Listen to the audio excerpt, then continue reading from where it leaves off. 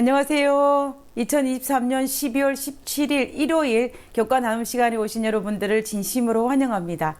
우리가 이번 한 주일 동안은 2023년도 제4기인 하나님의 성교와 나의 성교에 관련된 제12과 에스더와 모르드게에 대해서 살펴보도록 하겠습니다.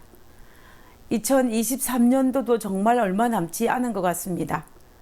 2023년도 한 해를 보내고 또 새로운 한 해인 2024년도를 맞이하기 위한 그 문턱에 저희들은 서 있습니다. 이렇게 우리의 한 해는 저물어 가는 것 같습니다. 우리가 지난 한 해를 되돌아볼 때에 우리의 기억 속에는 아쉽고 또 아프고 기쁘고 즐겁고 여러 가지 다양한 마음들이 여러분들의 마음을 가득 메우실 것입니다. 우리에게 한 가지 바람이 있다면 이 2023년도가 우리 생애에서 아픈 추억만을 가진 그러한 한 해로 기억되지 않기를 간절히 바라는 마음입니다. 그리고 할 수만 있다면 우리에게 남아있는 이 짧은 2023년도 한 해의 시간을 가지고 이 한 해가 아픈 기억만으로 마무리 짓는 것이 아니라 우리에게 기쁘고 즐겁고 행복한 기억으로 기억되어지는 2023년도를 마무리할 수 있는 그러한 시간들이 되었으면 좋겠습니다. 우리가 이번 한 주일 동안 우리에게 멀어져가는 이 2023년도를 잘 마무리 짓는 그런 한 주일이 되기를 바라면서 오늘 교과 내용을 살펴보도록 하겠습니다. 우리 기도하고 오늘 교과 내용을 살펴보도록 하겠습니다. 기도하겠습니다. 하늘에 계신 저희들의 아버지, 저희들에게 지난 2023년도도 저희들과 함께 하시고 그리고 앞으로 다가올 2024년도도 우리와 함께 하실 것으로 인하여 감사를 드립니다.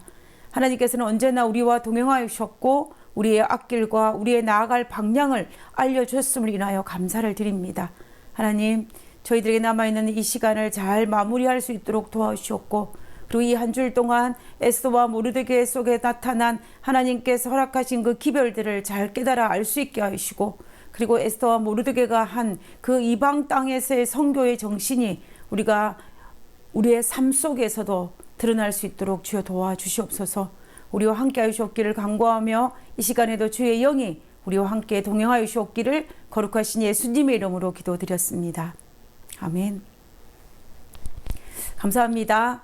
우리가 이번 주는 이방인의 땅 페르시아에서 포로로 잡혀갔던 유다 백성들 중에 에스더와 모르드게의 삶을 통하여서 우리도 우리의 신앙과 다른 환경 속에 있을 때에 우리가 어떻게 신실한 그리스도인으로 살아갈 수 있을지에 대해서 한번 생각해 보고 그리고 그때 하나님께서 우리를 어떻게 도우시는지에 대해서 살펴보는 시간을 가졌으면 좋겠습니다.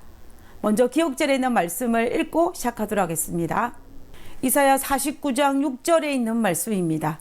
내가 또 너를 이방의 빛으로 삼아 나의 구원을 베풀어서 땅끝까지 이르게 하리라. 먼저 이번 주 전체의 교과의 배경이 되는 에스더가 살았던 시대에 대해서 한번 정리해보는 시간을 가졌으면 좋겠습니다. 에스더가 페르시아의 왕후가 된 시대적 배경은 이러합니다. 유대인들은 1차, 2차, 3차에 걸쳐서 바벨론의 포로로 잡혀갔습니다.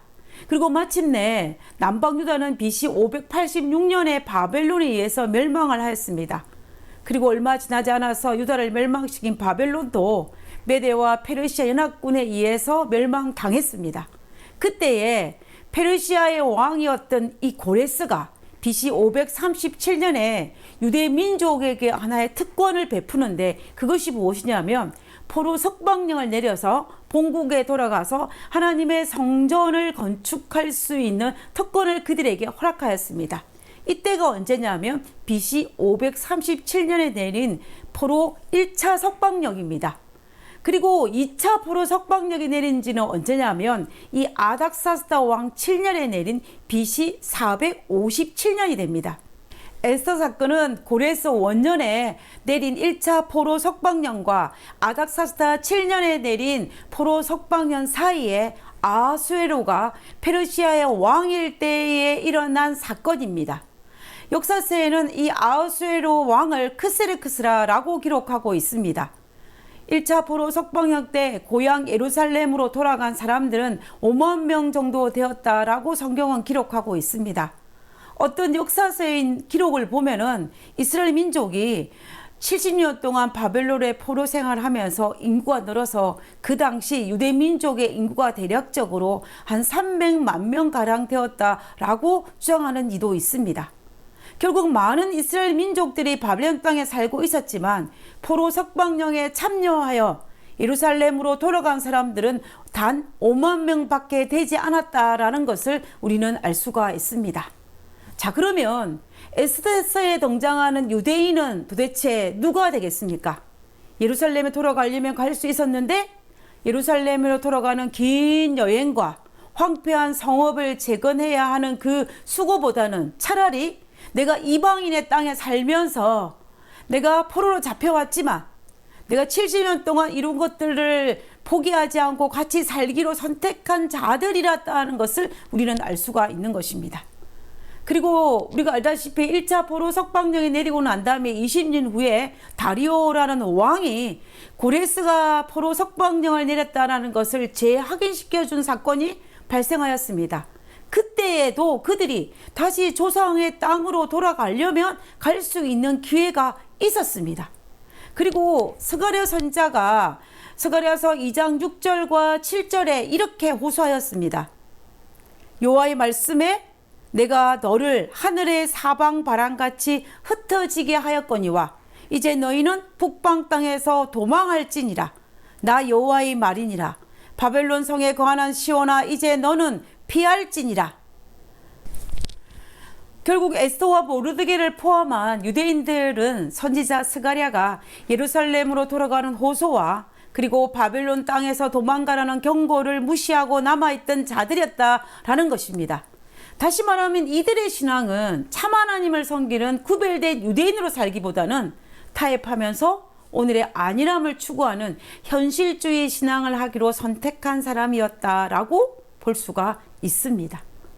만약 선지자의 경고를 따라 1차 포로 석방령이 내렸을 때 그들이 고향으로 돌아가기를 선택했다면, 그리고 그들이 고향으로 돌아갈 수 있는 기회가 있을 때에 돌아갔다면 에서서에 등장하는 그런 어려움은 그들이 겪지 않아도 되었을 것입니다. 그러나 에서서는 단순히 여기에 머무르지 아니하고 그럼에도 불구하고 민족의 위기 앞에서 에스더와 모르드게라는 두 인물을 통하여서 하나님의 백성으로 어떻게 진리를 증거할 수 있는지를 보여주고 있습니다. 이번 주는 에스더 사건을 통해서 이방 문화 속에서 하나님의 백성으로 어떻게 진리를 증거할 수 있을지에 대해서 살펴보도록 하겠습니다. 1월 소재에 있는 내용을 이제 살펴보도록 하겠습니다. 1월 소재의 제목은 이방 문화의 포로로 잡힘입니다. 남방 유다가 망하고 바벨론의 포로로 잡혀갔던 유대인들 중에는 우상 숭배하는 이방 문화 속에서도 하나님의 백성으로서 신실하고 충실한 사람들이 있었습니다. 그 대표적인 사람이 다니엘이었고 에스겔이었으며 다니엘의 세 친구였으며 그리고 느헤미야였습니다. 그리고 우리가 이번 주 다룰 에스더와 모르드게도 또한 신실하고 충실한 사람들이었습니다. 다니엘은 우리가 알다시피 똑똑한 유대 청년이었습니다. 그런 10대 때 바벨론의 포로로 잡혀가서 70년이나 긴 시간 동안 이방인의 딸 궁궐에서 살았던 인물이 바로 다니엘입니다. 그러나 다니엘서에 등장하는 다니엘의 신앙은 예루살렘을 떠났던 이 10대 때 가졌던 그 신앙이 바벨론과 페르시아를 거쳐서 70년이라는 긴 시간 동안 고위 관직을 하며 부귀와 영화를 누렸을지라도 그럼에도 불구하고 그의 신앙은 변함이 없었습니다. 바벨론의 느부갓네살 왕 앞에서도 그리고 벨사살 왕 앞에서도 그리고 메대의 왕이었던 다리오 왕 앞에서도 다니엘은 언제나 당당히 자신의 신앙을 밝혔을 뿐만 아니라 자신의 섬기는 하나님을 찬양하였으며 그리고 그들이 회심하기를 촉구한 신앙인이 누구였냐면 바로 다니엘이었다는 것입니다. 이런 이방 문화권 속에서 자신이 가진 신앙의 신조를 지키는 것은 결코 쉬운 일이 아닙니다. 그것도 나는 포로로 잡혀온 포로이고 그들과 다른 하나님을 섬기는 신앙인이기 때문에 다시 말하면 사회적 약자이기 때문에 더욱 힘든 것이면 틀림이 없습니다. 하나님에 대한 신실함이 없다면 결코 쉬운 일이 아닐 것입니다. 우리 주변에 군대 갔다 온 남자분들이 제일 많이 하는 이야기가 무엇입니까? 그것은 아마도 군대 갔다 온 경험일 것입니다. 지금은 성인이 되었지만 한때는 재림 청년이었던 그 시절, 군복무 시절에 자신이 가진 신앙의 신조를 따라 안식일을 지키기 위해 고군분투했던 이야기를 우리는 종종 듣게 됩니다. 그들이 얼마나 하나님 앞에 충실하기 위해서 기도하고 기도했는지, 그리고 하나님께서 그 속에서 어떻게 섭리하였는지를 우리는 듣게 되는 것입니다. 그리고 우리가 속했던 한국 사회에서는 학교도 토요일에는 학교를 가야 하고, 그리고 직장도 6일 근무였기 때문에 우리가 가진 신앙의 신조와 믿음을 지키기 위해서 얼마나 많은 갈등과 어려움이 있었는지를 여러분들이 아마 다 경험을 하였을 것입니다. 그럴지라도, 그런 환경 속일지라도 우리는 우리의 자신의 신앙의 신조를 지키며 하나님 앞에 충실하게 살았던 그 많은 경험들을, 또 간증들을 우리는 듣게 되고 나누게 되는 것입니다. 오늘날 우리가 살고 있는 이 사회도 마찬가지입니다. 비록 옛날보다는 훨씬 좋은 환경이기는 하지만, 그러나 그럼에도 불구하고 나의 신앙과 신조가 다른 사람들이 만들어 놓은 이 문화 속에서 그들과 더불어 살아가야만 하는 세상이기 때문에 우리는 여전히 그들 속에서 신실하게 살아가기 위해서는 여전히 치열한 영적 투쟁을 해야만 한다는 것입니다. 물론 우리가 우리의 신앙의 원칙대로 신실히 살아간다 할지라도, 우리가 성경에 나와 있는 것처럼 다니엘 1장에 등장하는 것처럼 다니엘과 세 친구들이 10배 지식을 더하는 거나, 다니엘 3장에 등장하는 것처럼 풀무볼 속에 들어가도 죽지 아니하고 살아나거나, 아니면 다니엘 6장에서처럼 사자굴 속에 들어가도 죽지 않고 극적으로 살아나지 않을 수도 있습니다. 그러나 그럼에도 불구하고 우리는 우리 하나님의 자녀로 충실하게 신실하게 살아야 합니다.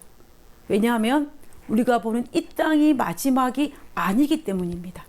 우리가 보고 경험하고 느끼는 이 세상은 우리에게 상급으로 주시는 영원한 하나님의 나라에 비하면 참으로 짧고 보잘것없는 것이기 때문입니다. 아마도 다니엘의 세 친구들은 만약 하나님께서 구해주지 않으셨다 할지라도 그들은 그들의 신실함을 지켰을 것입니다. 그래서 다니엘의 세 친구들이 이렇게 고백한 것입니다. 다니엘 3장 18절에 그리 아니하실지라도 왕이여, 우리가 왕의 신들을 섬기지 아니하고 왕이 세우신 금신상에 절하지도 아니할 줄을 아옵소서. 우리는 이 고백을 통하여서 그들이 환경과 상관없이 그들이 얼마나 신실한 하나님의 종이었음을 알 수가 있습니다. 영감의 교훈은 우리에게 이렇게 권면하고 있습니다. 하나님의 말씀에 충실히 순종하라. 계시된 하나님의 뜻을 바라보고 우리 주위의 환경에 어떠하든 상관하지 말고 하나님의 명확한 계명을 따라 행할 것이다. 그 결과는 하나님께서 책임지실 것이다.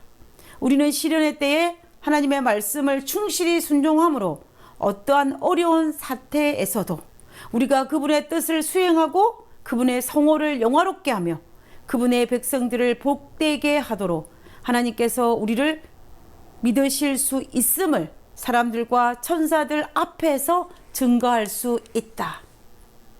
우리의 몫은, 우리 할 일이 무엇입니까? 그것은 하나님의 뜻을 바라보며 주위 환경과 상관없이 하나님의 계명에 순종하는 것입니다. 그러면 하나님의 몫은 우리가 하는 일에 책임을 지시는 것입니다. 결과는 누구의 몫이냐면 하나님의 몫입니다.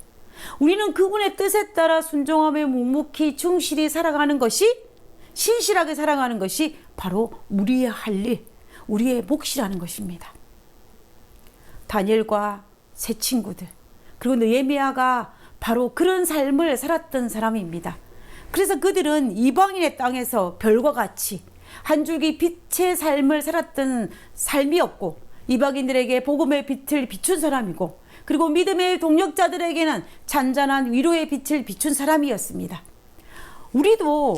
우리가 속한 사회가 비록 그리스도인의 문화가 아니다 할지라도, 우리의 신앙과 다른 이교 문화라 할지라도 하나님을 사랑하는 그리스도인으로 충실히 하나님 말씀에 순종하며 살아가는 저와 여러분이 되어서 한 줄기 빛의 삶을 살게 되시기를 간절히 바랍니다. 우리 모두 그런 삶을 살게 되기를 간절히 바라면서 기도하고 오늘 교과를 마치도록 하겠습니다. 기도하겠습니다. 이교 문화 한가운데서도 신실했던 종들의 귀한 모본을 주셔서 감사합니다. 오늘 저를 둘러싸고 있는 문화 속에서 하나님의 도우심을 간구합니다. 저를 보내신 곳에서 하나님의 영광을 드러내게 하옵시고 믿음을 지키고 굳게 서게 도와주옵소서. 하늘에 계신 아버지, 다니엘과 그 세 친구들과 느헤미야와 에스겔처럼 이방 문화 속에서도 신실하게 믿음을 지키며 한 줄기의 빛의 삶을 살 수 있는 저희들 되게 도와주시옵소서. 그래서 믿지 않은 자에게는 복음의 빛을, 믿는 자에게는 위로의 빛을 전달하는 그런 그리스도인의 삶을 살 수 있도록 주여 도와주시옵소서. 오늘 하루의 삶도 그러한 삶을 살 수 있도록 하여 주옵기를 간구하오며 거룩하신 예수님의 이름으로 기도드렸습니다. 아멘.